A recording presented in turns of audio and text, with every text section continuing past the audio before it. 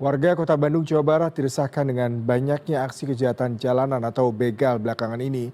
Guna memberi rasa aman, sejumlah skema pengamanan warga diterapkan pemerintah dengan membentuk tim gabungan keamanan.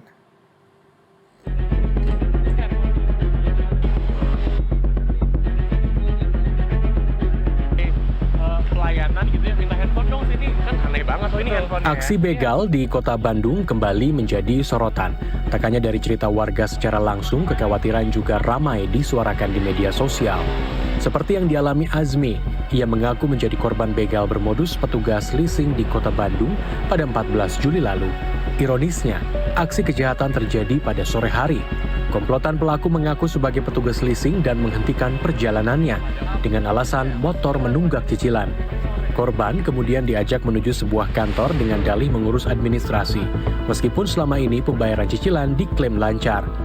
Setelah itu, telepon genggam korban diambil, sementara sepeda motor yang dikendarainya dikuasai oleh salah satu pelaku.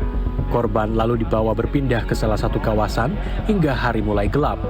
Di lokasi tersebut, korban mengaku mendapat intimidasi hingga akhirnya pelaku merampas sepeda motor dan telepon genggam miliknya. Kasus ini ditangani oleh Polsek Regol berdasarkan informasi yang diperoleh dalam waktu sekitar 3 jam setelah laporan diterima, petugas berhasil menangkap para pelaku. Akhirnya di situ saya didorong-dorong, saya diancam mau dipukul, kayak diterjang-terjang gitu kan. Sampai akhirnya saya menjauh lah kan, kayak saya mundur, emang kayaknya mereka berniat buat menjauhkan saya dari aset-aset saya. Dan out of nowhere, ada lagi satu orang yang nggak kenal, dia pakai jaket warna orange gitu kan, dia tiba-tiba ngedorong saya, terus buka helm kayak mau mukul saya gitu, sampai membuat saya itu ke tengah jalan. Jadi posisinya kan banyak motor, banyak mobil, kayak hampir ditabrak dan lain-lain. Sampai udah di situ, akhirnya mereka mungkin ngeh kalau saya pegang HP. Katanya itu apa, oh HP katanya, udah hayu katanya gitu. Mereka lari lah pergi gitu kan, bawa motornya lawan arah kan ke arah sana. Praktis, hal ini membuat masyarakat Bandung merasa was-was. Mencekam sih sebenarnya ya. Biasanya kan Bandung itu aman biasanya gitu kan, sekarang makin maraknya ada perampasan kayak begal kayak gitu, agak khawatir gitu, apalagi kalau misalkan jalan malam gitu.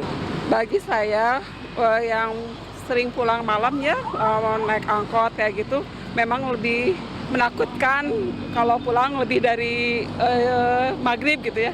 Karena memang daerah-daerah rawan itu di Bandung itu terutama yang pencahayaannya kurang gitu, kayak daerah sebelum Cicahem, Cabe gitu kan gitu.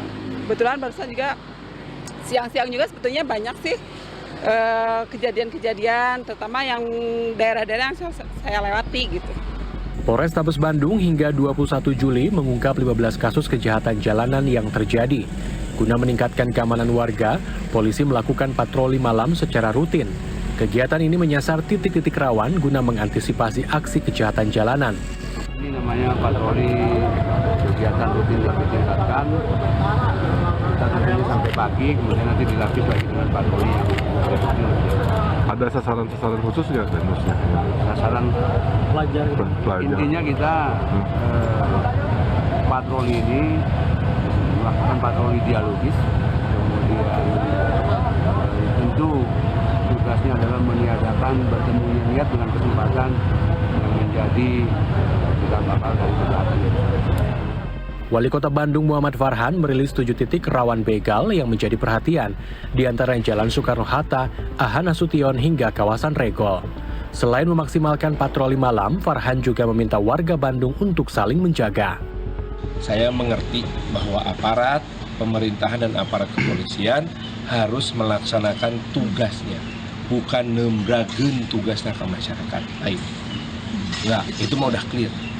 Tetapi prinsip warga jaga warga adalah prinsip solidaritas, prinsip gotong royong. Dan prinsip gotong royong itu ada di Pancasila, Trisila, dan Ekasila. Nah, kalau mempelajari ideologi itu udah jelas bahwa Ekasila itu gotong royong, dan gotong royong itu adalah kita wujudkan dengan warga jaga kota. Sementara itu, baru-baru ini Gubernur Jawa Barat Deddy Mulyadi menggelar sayembara dengan hadiah uang 5 hingga 50 juta bagi warga yang berhasil menangkap pelaku begal dalam kondisi hidup saat diserahkan kepada kepolisian. Uang itu dikatakan Deddy Mulyadi berasal dari uang pribadinya. Dari saya dulu cukup, nanti kalau kewalahan baru. Karena publik gini lah, tradisi bangsa kita itu tradisi hadiah. Di sekolah kalau ada ranking pertama jadi umumnya belajarnya suka rajin deh. Nah kemudian daerah kalau dilombain suka rajin. Jadi misalnya gini, logika sederhana. Maling motor digebukin sampai mati. Kalau ada sayembara dari saya, nggak usah digebukin mati, lumayan 10 juta, udah dianterin.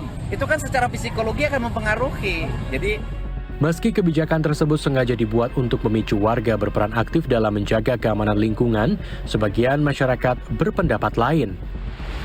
Menurut saya setuju gitu, cuman ada kekurangannya gitu. Apalagi kan ketika begal ditangkap oleh masyarakat, kebanyakan masyarakatnya main hakim sendiri gitu Pak, itu sih. Jadi menurut aku kalau misalnya memang kita diberikan uang jumlah yang diberikan oleh Pak Deddy gitu, menurut aku lebih ke mending kita untuk keamanannya lebih diketatkan gitu daripada memberikan uang tunai kepada orang yang bisa menangkap si begal itu. Mending kenapa sih kita nggak adain patroli aja gitu di setiap daerah gitu, penerangan, apalagi kan sekarang banyak jalan-jalanan sepi ya, dan orang-orang tuh banyak mengambil kesempatan dari situ gitu. Masyarakat berpendapat bahwa pemerintah seharusnya tidak hanya berfokus menangkap pelaku kejahatan, tapi juga memperbaiki berbagai fasilitas keamanan. Tim Liputan CNN Indonesia, Bandung, Jawa Barat.